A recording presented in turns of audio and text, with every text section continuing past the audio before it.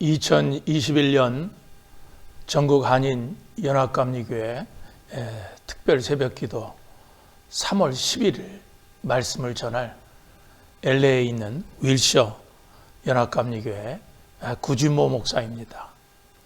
오늘 여러분과 같이 묵상할 말씀은 이사야서 49장 11절에서 20절까지 말씀입니다. 제가 봉독해 드리겠습니다. 내가 나의 모든 산을 길로 삼고 나의 대로를 도두리니 어떤 사람은 먼 곳에서, 어떤 사람은 북쪽과 서쪽에서, 어떤 사람은 시님 땅에서 오리라. 하늘이여 노래하라. 땅이여 기뻐하라. 산들이여 즐거이 노래하라. 여호와께서 그의 백성을 위로하셨은즉 그의 고난당한 자를 긍휼히 여기실 것임이라. 오직 시온이 이르기를 여호와께서 나를 버리시며 주께서 나를 잊으셨다 하였거니와 여인이 어찌 그 젖먹는 자식을 잊겠으며 자기 태에서 난 아들을 긍휼히 여기지 않겠느냐. 그들은 혹시 잊을지라도 나는 너를 잊지 아니할 것이라. 내가 너를 내 손바닥에 새겼고 너의 성벽이 항상 내 앞에 있나니 네 자녀들은 빨리 걸으며 너를 헐며 너를 황폐하게 하던 자들은 너를 떠나가리라. 내 눈을 들어 사방을 보라. 그들이 다 모여 내게로 오느니라. 나 여호와가 이르노니 내가 나의 삶으로 맹세하노니 내가 반드시 그 모든 무리를 장식처럼 몸에 치며 그것을 띠기를 신부처럼 할 것이라. 이는 내 황폐하고 적막한 곳들과 내 파멸을 당하였던 땅이 이제는 주민이 많아 좁게 될 것이며 너를 삼켰던 자들이 멀리 떠날 것이니라.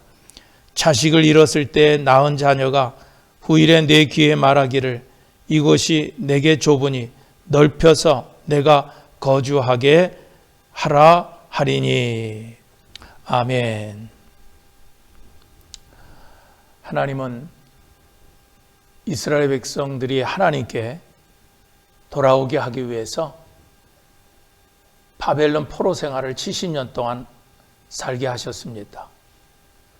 포로 생활이 길어지다 보니까 이스라엘 백성들은 하나님께서 자신들을 잊은 것이 아닌가 그렇게 의심하기 시작했습니다. 그때 하나님께서 이사야 선지자를 통하여서 이제 주신 그런 말씀이 오늘 본문 말씀 내용입니다. 내가 너희들을 항상 기억하고 계실 뿐만 아니라 너희의 미래까지도 준비하고 계심을 알려주신 것입니다. 그 말씀이 이제 오늘 본문의 내용인데 오늘 특별히 14절을 보면은 그랬어요. 오직 시온이 말하기를 여호와께서 나를 버리시며 주께서 나를 잊으셨다 하였거니와 라고 그랬습니다. 이 말은 하나님 왜 내게 이런 시련을 주십니까? 하나님 왜 나를 돌아보지 않으십니까? 하나님은 나를 잊으셨습니까? 라고 하는 그런 외침인 것입니다. 오늘날도 많은 사람들이 자신들이 만난 그런 고통 속에서 울부짖고 있는 것을 알 수가 있습니다. 우리도 지난 1년 동안 코로나 바이러스라고 하는 이런 팬데믹을 만나서 사회적으로 또 경제적으로 힘든 삶을 살아오고 있습니다. 가까운 사람들이 이 코로나 바이러스로 사망한 소식을 우리가 많이 들었습니다. 또 지금도 여전히 이 코로나의 공포 속에 우리는 살아가고 있습니다. 어떻게 보면은 지난 1년 동안 하루도 빠지지 않고 우리들의 기도 속에 빨리 이런 재난이 진정이 되기를 위해서 우리는 기도했습니다. 그런데 마치 하나님은 침묵하시는 것처럼 보여서 솔직히 하나님은 정말 우리의 기도를 들으시는가? 우리를 잊으신 것은 아닌가? 하는 그런 생각이 들 때가 있었습니다. 그러나 하나님은 우리에게 오늘 말씀해 주십니다. 15절에 여인이 어찌 그 젖먹는 자식을 잊겠으며 자기 태선한 아들을 긍휼히 여기지 않겠느냐. 그들은 혹시 잊을지라도 나는 너를 잊지 아니할 것이라 그랬습니다. 마치 하나님과 우리의 관계를 어머니와 자식 관계보다도 더 긴밀한 관계임을 우리에게 말씀해 주시면서 하나님은 결코 우리를 잊지 않는다는 것입니다. 그런데 우리는 문제가 뭐냐면요, 우리가 그 하나님을 잘 모르고 있다라는 거예요. 이렇게 하나님은 한순간도 우리를 잊지 않으시는 하나님이신데도 우리는 우리가 필요할 때만 찾습니다.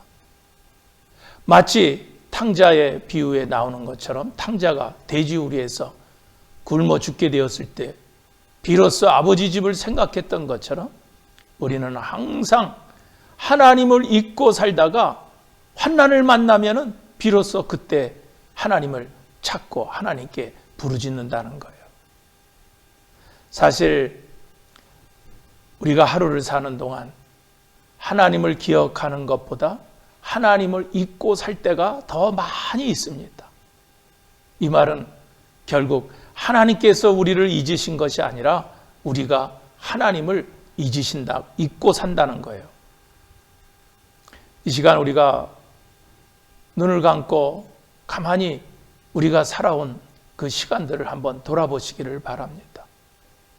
지금까지 하나님께서 침묵하며 가만히 계신 것이 아니라 얼마나 놀라운 사랑으로 우리를 인도해 주셨고 돌보셨는지를 우리는 깨닫게 될 것입니다.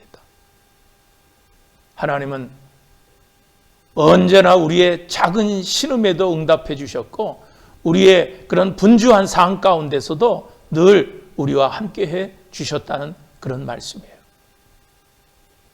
그런데도 하나님께서 침묵하고 계시다고 느꼈다는 것은 내가 너무 분주했기 때문에, 내 소리가 너무 컸기 때문에 우리는 하나님의 하시는 일을 느끼지 못했다라고 하는 거예요. 그러다 보니까 눈여겨서 하나님의 손길을 보지 못하는 것이고 하나님의 말씀에 귀를 기울여서 듣지 못했다는 그런 말씀입니다. 오늘 본문 16절을 보면은 한 가지 기가 막힌 그런 하나님의 사랑을 우리가 거기서 볼 수가 있습니다. 뭐라 그러셨습니까? 내가 너를 내 손바닥에 새겼고 그랬습니다. 이 말씀은 하나님께서 우리를 이 손바닥에 새겨놓고 우리를 기억하고 계시다는 그런 뜻입니다. 그러니까 이 말의 뜻은 우리가 하나님의 소유라는 거예요. 그래서 우리가 너무나 잘 알고 있는 말씀이 있죠. 이사야 43장 1절에도 보면은 이스라엘아 너를 지으신 이가 말씀하시느니라 너는 두려워하지 말라 내가 너를 구속하였고 내가 너를 지명하여 불렀나니 뭐라 그랬어요? 너는 내 것이라 그랬습니다. 여기서 너는 내 것이라고 하는 이 뜻은 하나님의 절대적인 보호를 의미하는 거예요. 요한복음 10장 28절에도 보면은요 그랬어요. 내가 그들에게 영생을 주노니 영원히 멸망하지 아니할 것이요 또 그들을 내 손에서 빼앗을 자가 없느니라 그랬습니다. 하나님께서 우리를 자신의 손 안에 두시고 안전하게 지키시겠다는 의미인 것입니다. 사실은 우리가 손바닥에 하나님의 은혜를 새겨서 우리가 기억해야 하는데 오히려 하나님께서 자신의 손바닥에다 우리를 새겨서 기억하고 계시다는 것, 이 말씀을 들으면서 묵상하면서 저는 너무 하나님 앞에 부끄러운 생각이 들었습니다.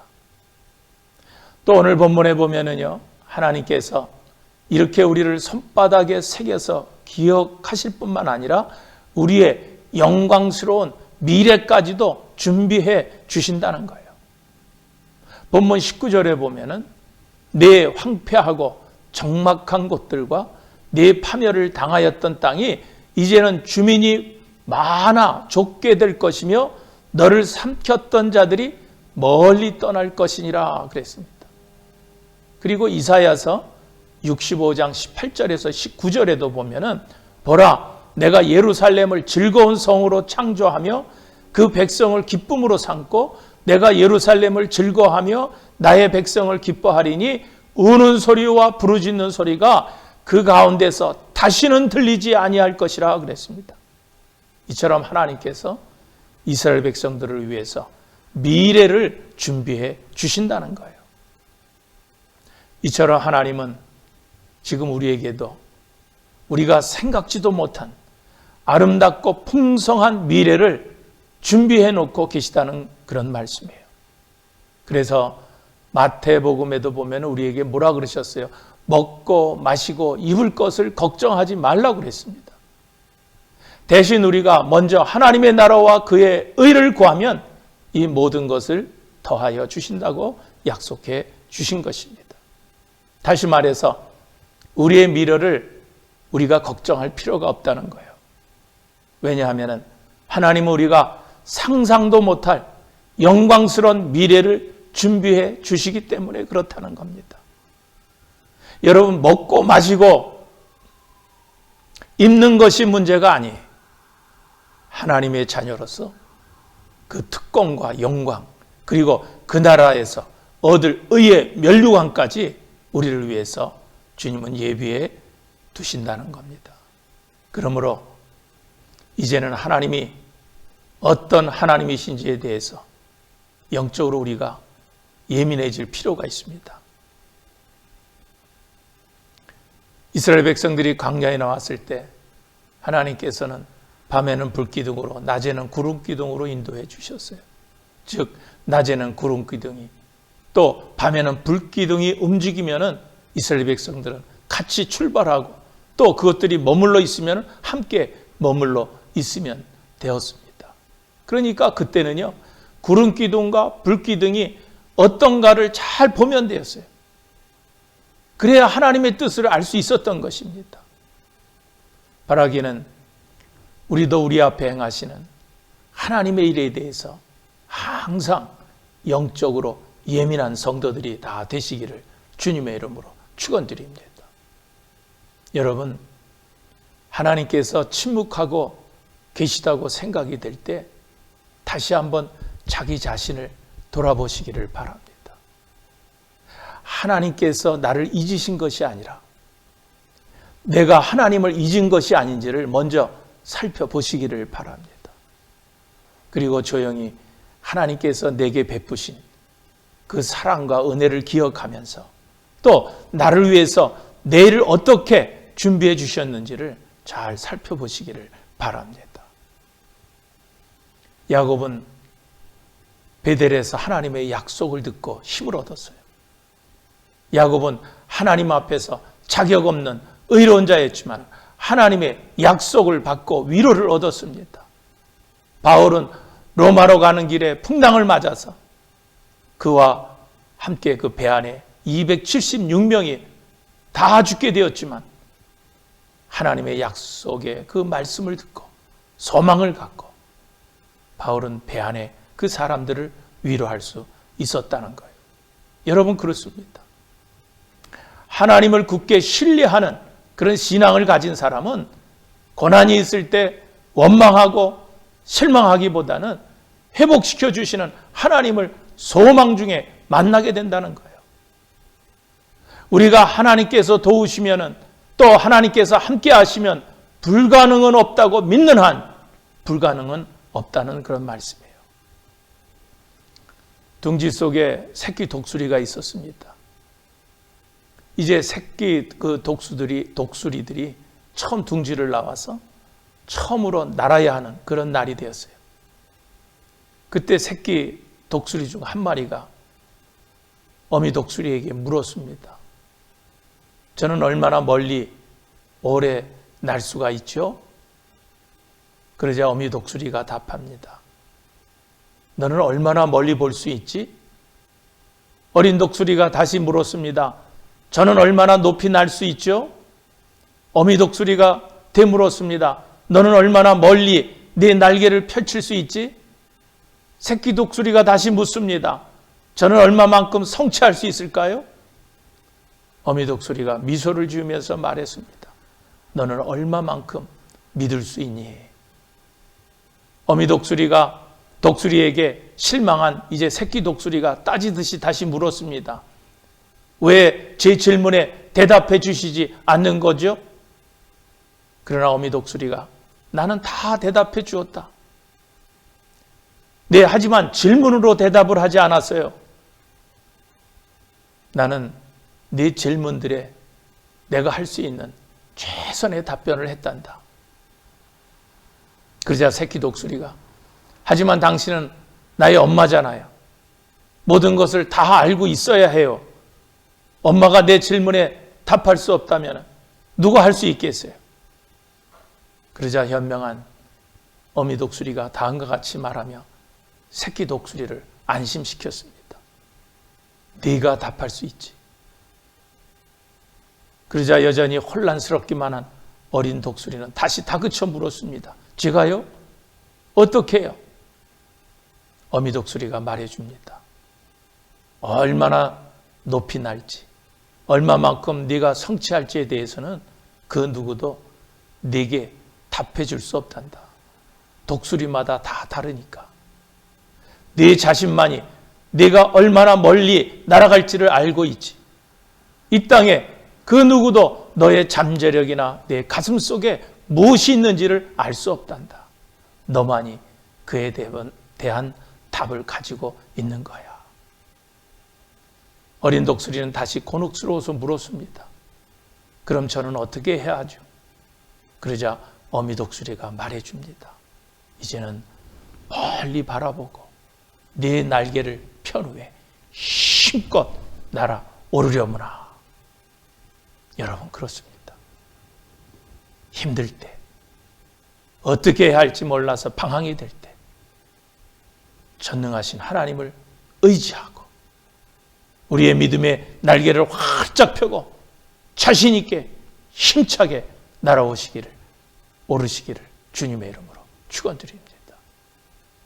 하나님을 사랑하는 자, 그 뜻대로 부르심을 받은 자에게는 모든 것이 합력하여 선을 이룬다고 하는 이 말씀이 우리 생애 가운데 늘 경험되어지고 체험되어지는 은혜가 오늘 저와 여러분들에게 다 있게 되기를 주님의 이름으로 축원드립니다. 여러분, 오늘도 이 말씀을 붙들고 주 안에서 승리하기를 다시 한번 주님의 이름으로 축원드립니다.